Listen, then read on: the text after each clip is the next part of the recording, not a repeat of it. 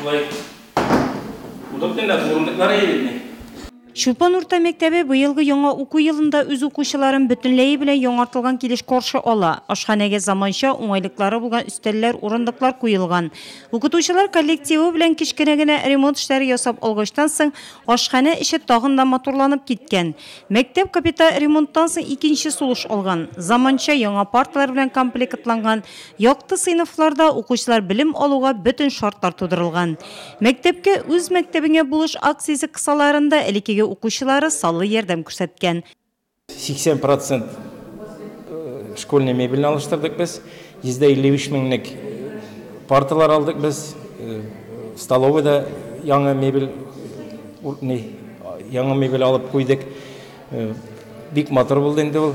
Аннан соң тагын 50 меңлек видеонаблюдение. Быел опять шул Райса Ахтамыш булышкан хакта.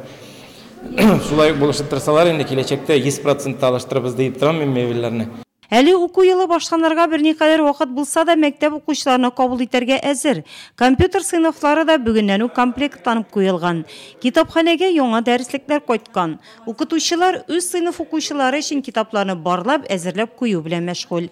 Безнең Хабир Сабирович Хабибуллин быел тоже елда кереш үткәрәбез аның әтисенең хакына. Быел ул булышып 22 мең акча безгә күчерде университетка.